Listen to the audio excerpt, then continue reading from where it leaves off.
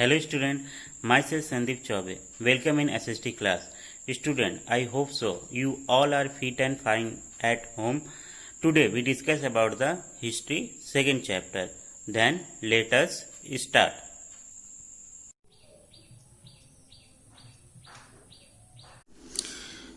Hello friend, in the last video we discuss about the Gurjara Pratihara Rashtrakuta and पलास।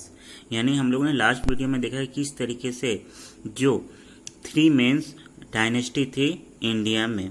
जैसे first आपका था गुर्जर प्रतिहार Rashtrakuta and पलास। ये तीनों ही जो थे ये आपस में हमेशा ही लड़ाई इनकी चलती थी, स्ट्रगल चलती थी। और स्पेशली कन्नौज पर जीतने के लिए। कन्नौज जो था वो एक तरह से देखा जाए नॉर्दर्न इंडिया का एक मोस्ट पावरफुल पॉलिटिकल सेंटर था। और ये जो लड़ाई जो था उस पर कंट्रोल करने के लिए था। एटलास जो तीनों डायनेस्टी थी आपस में ये इंगेज रहते थे हमेशा लड़ाई में। Next point we discuss about the other rulers, specially Rajput. The Rajput were considered as the son of rulers. They were known to descend the sun and the moon gods, the Suryavanshi and the Chandravanshi. यानी देखा जाए राजपूत जो थे इनका भी importance role था medieval history में, earliest medieval history में। और तरह से देखा जाए तो ये एक तरह से सन ऑफ गॉड्स के नाम से जानते थे। एक को सूर्यवंशी और दूसरे को चंद्रवंशी नाम से जाना जाता था। In the northern part of India Rajput play very important role between the 9th to 12th century.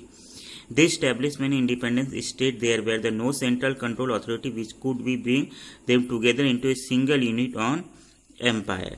और देखा जाए तो राजपूत जो थे ये नॉर्दर्न इंडिया में स्पेशली रूल किए।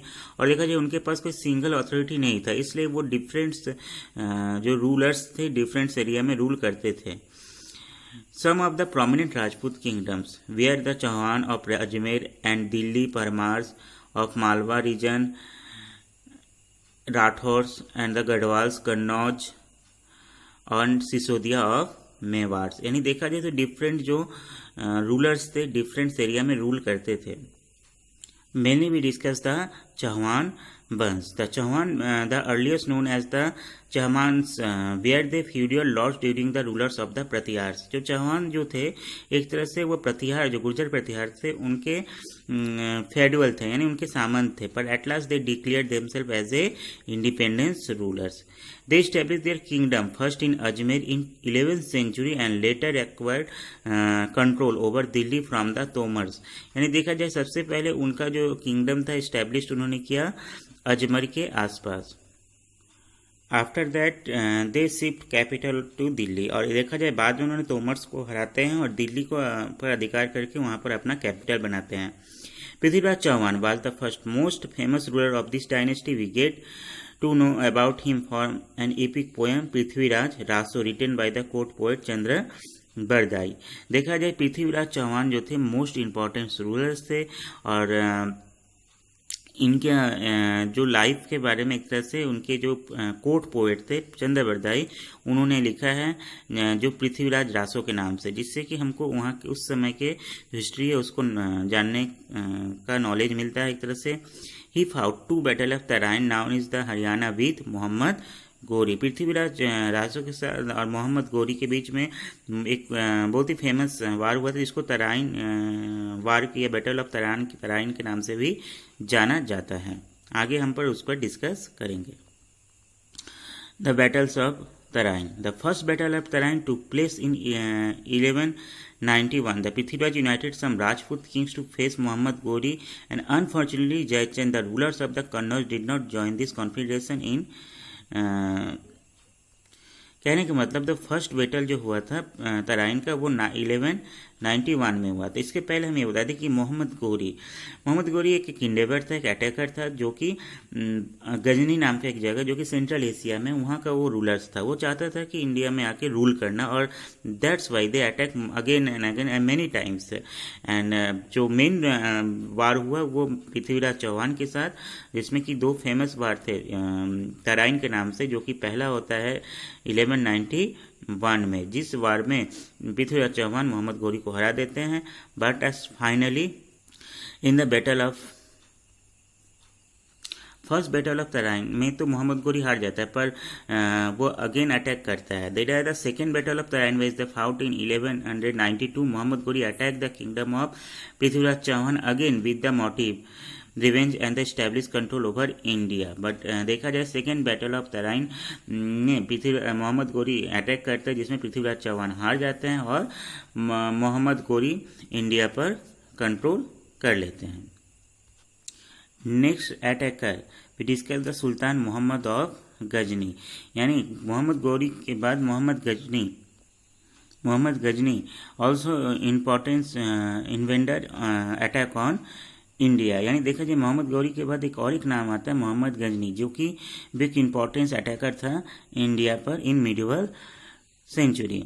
There is Sultan Muhammad of Ghazni of Afghanistan rule over 997 century to 1030 century. Muhammad of Ghazni attacked the subcontinent 17 times in search of wealth. यानी लगभग ये भारत पर 17 बार इन्होंने भारत पर अटैक किया और this motto only collect wealth, यानी भारत में अटैक करने का उनका मेन मकसद यही था कि वहाँ पर जो भी वेल्थ है, जो भी खजाना है, जो पैसा है, उसको लूटना। He mainly attacked the temple towns such as Somnath, Nagarkot, Mathura, Kannauj and others. और वो मैक्सिमम जो अटैक करते थे, जो टेम्पल्स होते थे या जो टेम्पल टाउन सिटी होते थे, उस पर अटैक करना, specially Somnath, Gujarat, Nagarkot, Mathura, Kannauj. He was the belief that the all wealth and gold of India was the hidden in temple and wanted the wealth to support his own kingdom and his army। और वो उनको ये सोच था कि जितने भी जो गोल्ड है या वेल्थ, जो भी पैसा है, वो सब टेम्पल्स में रखा गया है और उसको लेके अपने जो देश और अपने जो आर्मीज है उसके डेवलपमेंट में वो लगाना चाहता था। He repeated successfully attacks so how the Indian kings were very weak and also एक तरह से ये प्रूफ भी करता है कि उस समय जो इंडियन रूलर्स थे उनमें यूनिटी नहीं थी और वो बहुत वीक भी थे। Sultan Mohammad was a patron of art and culture as well as even those day establish a library his domain. और एक तरह से आर्ट और कल्चर्स के भी वो पैटर्न थे और उन्होंने एक तरह से एक लाइब्रेरी भी बनाया था अपने डोमेन में। Muhammad Ghazni is the most famous attack on 1025 century attack on Somnath temple. यानी इसका इन्होंने 17 बार अटैक तो इंडिया पे किया, पर इसका जो मोस्ट फेमस जो अटैक था वो 1025 सेंचुरी को था, जो कि गुजरात के सोमनाथ टेम्पल्स में। स्टूडेंट, अब तक हम लोगों ने नॉर्दर्न इंडिया के रूलर्स या किंगडम्स के बारे में डिस्कस किया। अब हम लोग डिस्कस करेंगे southern India, specially Chola dynasty के बारे में। There are the Chol dynasty was one of the ancient dynasty which ruled in South India। जो चोल डायनेस्टी था वो एक तरह से एंशियंट डायनेस्टी है साउदर्न इंडिया का, और इन्होंने साउदर्न इंडिया में लगभग इन्होंने लंबे समय तक रूल किया। But in the medieval period the Chola dynasty also establish again the Raja first. दे रहा है यहाँ पर द चोल डायनेस्टी जो होता है मिडिवल टाइम में फिर से रीस्टैब्लिश्ड होता है और राज फर्स्ट जो होते हैं वो चोल डायनेस्टी को सुप्रीमेसी को फिर से साउदर्न इंडिया में इस्टेब्लिश करते हैं। दे रहा है the Raja first of the Chola dynasty once again the establish the Chola supremacy in region. This period rule was from 985 century to 1014 century. The kingdom under his kingship became a rich empire. He also developed a strong navy by conquering the naval force of the Chera kingdom in Kerala, Madurai and other part Sri Lanka also. यानी देखा जाए तो राजा first एक great Kings थे, उन्होंने again जो supremacy है Cholas kingdoms की वो साउदर्न इंडिया में इस्टेब्लिश करते हैं। वो अपने जो भी नेबर स्टेट है स्पेशली पल्लवास एंड चेरास के रूलर्स को हराते हैं, उन पर कंट्रोल करते हैं और एट सेम वो श्रीलंका जो मॉडर्न श्रीलंका है उस पर भी अटैक करते हैं और वहाँ के जो एरियाज़ को वो डोमिनेट करते हैं। राजा फर्स्ट के बाद उसके जो सन होता है वो राजेंद्र फर्स्ट होता है। The Rajendra first, the son of the Raja first, continue the expansion the policy of his fathers. He conquered the whole Sri Lanka in south. He also the venture northward and conquered the part of the Gangetic Plains. Rajendra first जो होता है वो अपने father की तरह ही वह अपने areas को एक्सपेंस करता है। एक तरह से देखा जाए तो वो मॉडर्न जो श्रीलंका है, जो उस समय की श्रीलंका था, उसको पूरी तरीके से जीत लेता है, कंट्रोल कर लेता है। साथ साथ वो नॉर्दर्न प्लान पर भी अटैक करता है, यानी नॉर्दर्न इंडिया पर, और उसके एरिया को भी वह कंट्रोल करता है। The first ruler, southern ruler to control the northern India also, but this dynasty gradually the decline in 13th century, but 13th century आते आते ये डायनेस्टी जो है इंड हो जाता है। Then student, in this chapter we discuss about the new kings and kingdom. Also we discuss the especially political situation of northern and southern India after the Harshvardhan. Specially भी discuss the Harshvardhan के बाद medieval, earliest medieval period में किस तरीके से northern India and southern India में political situation था। यानी हम लोग ने डिस्कस किया, देखा जाए तो डिफरेंट जो रूलर्स थे, स्पेशली गुर्जर प्रतिहार, चौहान वंश, राष्ट्रकूट्स, पाल वंश and the as well as the Chola dynasty in the South India. Also we discussed the two attackers Muhammad Ghori and Ghaznavi. Especially we discussed the battle of Tarain. I hope so student your exercise portion also have done.